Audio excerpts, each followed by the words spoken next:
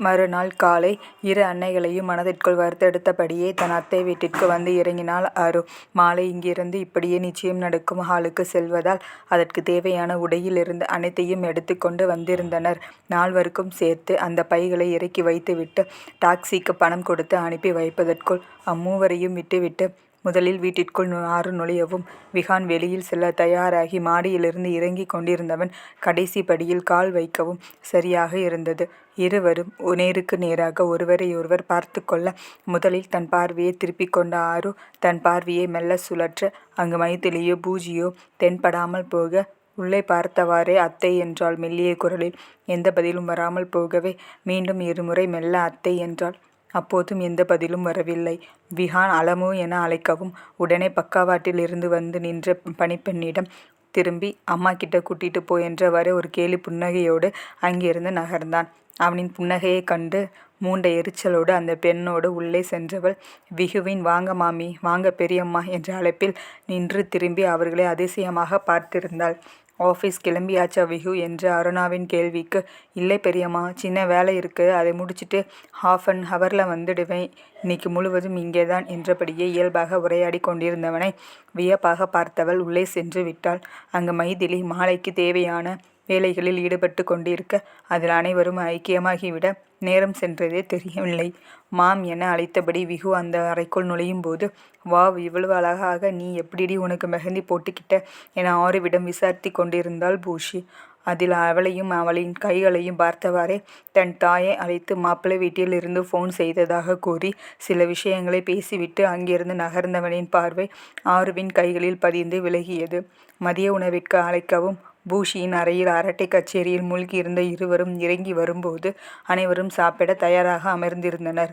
தேவையானவற்றை மைதிலி பார்த்து பார்த்து அனைவருக்கும் பரிமாறி கொண்டிருக்க அகிலாவிற்கு அருகில் விஹானுக்கு எதிரில் பூஷியோடு வந்து அமர்ந்தாள் ஆரு.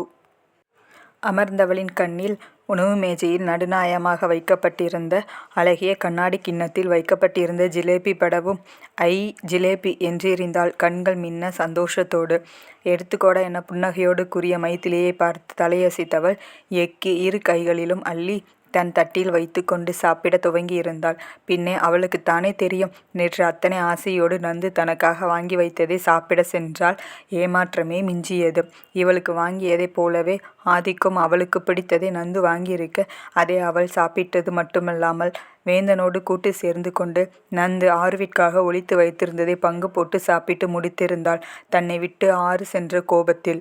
இதை அறிந்து ஆறு பத்திரகாளியாக மாறி இருவரையும் விரட்டி விரட்டி அடிக்க இவளை சமாதானம் செய்து தனிய வைப்பதற்குள் அனைவருக்கும் ஒரு வழியாகிவிட்டனர். அதிலும் அருணாவின் நிலை தான் மிகவும் மோசம். ஏனெனில் இது அத்தனையும் அவர் வீட்டில்தானே நடந்து கொண்டிருந்தது.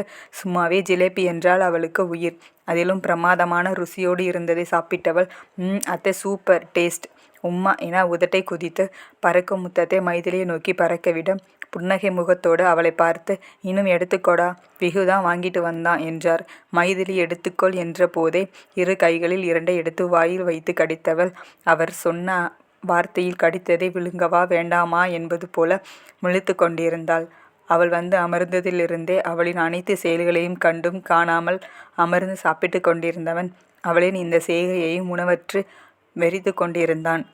அதன் பின் மெல்ல சாப்பாட்டில் கவனம் திருப்பியவள் அனைத்து ஐட்டங்களும் சைவமாக இருக்கவும் பக்கத்தில் இருந்த அகிலாவிடம் நெருங்கி என்னம்மா இது, வெறும் இலையும் தலையுமா இருக்கு என குசு குசுக்க அவரோ இன்னைக்கு நிச்சயம் இல்லடா, அதான் சுத்தம் சைவம் என்றார்.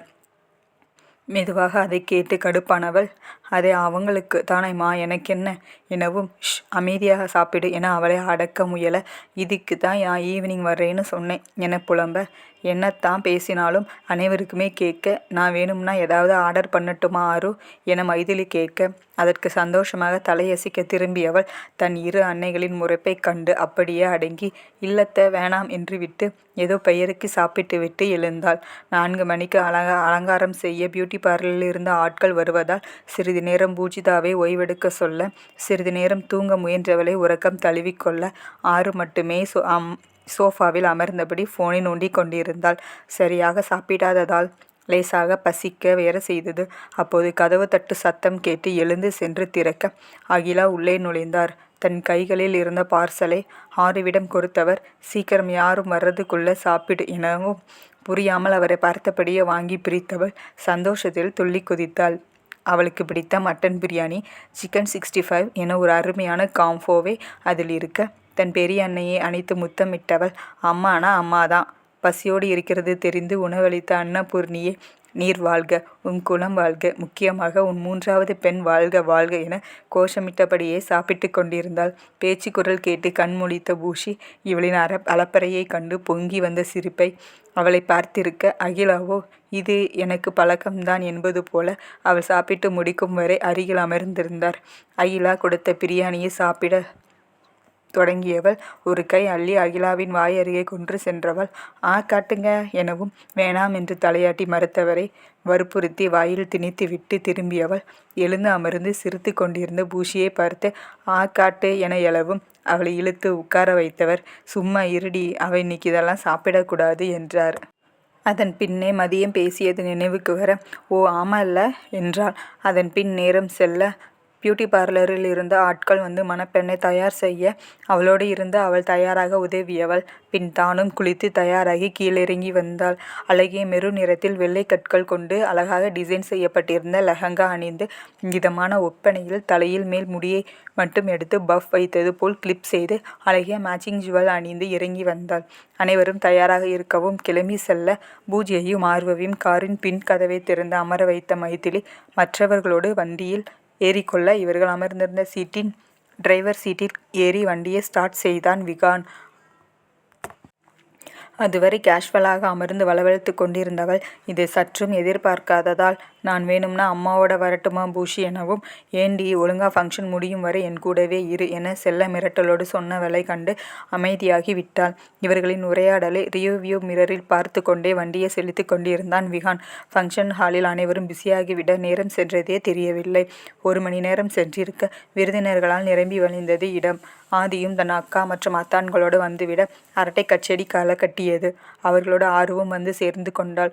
ஆர்வும் ஆதியும் அருகருகே அமர்ந்து பேசி கொண்டிருக்க அப்போது அந்த பக்கமாக வந்த விகுவை ஏதோ வேலையாக அருணா விகான் என அழைத்து பேசவும் அந்த குரலில் திரும்பி பார்த்த ஆதி தன் அத்தை மகனை விழிவிரிய வியந்து போய் பார்த்திருந்தாள்.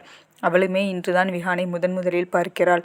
உயரமும் அதற்கேற்ப எடையும் கொண்டு கம்பீரமும் ஸ்டைலுமாக நின்றிருந்தவனை கண்டவளுக்கு இவன் எனக்கு அத்தானா என்பதை நம்ப முடியாமல் ஆரிவிடம் இவர்தான் மைத்திலி அத்தையோட பையனாடி என உறுதிப்படுத்தி கொண்டாள். அதன் பின்பும் அவனை பற்றியே தொணவென பேசி கொண்டிருக்க, இப்போ என்ன தாண்டி உன் பிரச்சனை என சலிப்படைந்தவளை கண்டு, செம ஹேண்ட்ஸம் இல்லை என்றாள். அதில் நிமிர்ந்து அவனை பார்த்த ஆறு, யார் இந்த நெட்ட கொக்கா என்றாள் கடுப்புடன். ஹே போடி லூஸு, அந்த ஹைட் தான் அவருக்கு ப்ளஸ்ஸே என விகானின் ரசிகர் அணி தலைவியாக மாறி வக்காலத்து வாங்கியவளை கண்டு தலையில் அடித்து கொண்டு அங்கிருந்து நகர்ந்தாள் ஆறு. அப்போதே அவளை கண்ட மைதிலி அவள் தலையில் பூ வைக்காமல் இருப்பதை கண்டு வைத்து கொள்ள சொல்லி அறைக்குள் அனுப்பினார். அங்கிருந்து பூ வைக்காமல் திரும்பி வந்தவளை கண்டு என்னவென்று விசாரிக்க, இல்லத்த அங்கே வெறும் மல்லி தான் இருக்கு என்றாள். ஆமாடா, வேற என்ன வேணும்? ரோஸ் வச்சுக்கிறியா? இரு ரூமில் இருக்கு, கொண்டு வரேன் என நகர இருந்தவரை தடுத்தவள், கொஞ்ச நேரம் முன்னாடி நான் வந்தப்போ அங்கே ட்ரே ஃபுல்லாக ஜாதி மல்லி இருந்தது, அது எங்கே என்றவள் கண்டு அச்சச்சோ, அதெல்லாம் இப்போ நான் தாண்டா மாப்பிள்ளை வீட்டுக்காரங்களுக்கு கொடுத்தேன், இரு நான் வாங்கிட்டு வரேன் என்றபடி தடுக்க கேட்காமல் அங்கிருந்து விரைந்தார். ஆறு மீண்டும் பூஷி இருந்த அறைக்குள் சென்றுவிட சிறிது நேரத்தில் அருணா அழகாக தொடுக்கப்பட்டு இன்னும் ஒட்டாகவே மலராமல் இருந்த ஜாதி மல்லி சரத்தை கொண்டு வந்து ஆறுவிடம் நீட்டினார். கிட்டத்தட்ட 5 முழம் இருந்த பூவில் வெறும் 1/2 முழம் மட்டுமே வைத்து கொண்டவள் மணப்பெண் அழைக்கவும் அவளை அழைத்து கொண்டு மேடை ஏறினாள். அவள் அறையில் இருந்து வெளியே வந்த நொடி முதல் அவளையும் அவளின் ஒவ்வொரு அசைவையும் 2 ஜோடி கண்கள் படம் பிடித்து கொண்டிருந்தன. மேடையிலிருந்து கீழே வந்தவளை அகல்யா, ஏண்டி இந்த பூவை இன்னும் கொஞ்சம் வச்சாதா என்ன என பிடித்து கொண்டார். போமா, இந்த ட்ரெஸ்ஸுக்கு பூவெல்லாம் வைக்க மாட்டாங்க, நான் இப்போ வைக்கலன்னா ஏதோ உலக நாடுகளின் முக்கிய பிரச்சனையே இதுதான் என்பது போல் எல்லாம் இதையே கேள்வியாக கேட்டு என்னை கொலையாக கொன்னுடுவீங்க, அதனால்தான் அத்தைக்காக வச்சிருக்கேன் என்றவள் அங்கிருந்து ஓடிவிட்டாள். பின்னே அங்கேயே இருந்து யார் பாட்டு வாங்கிறது?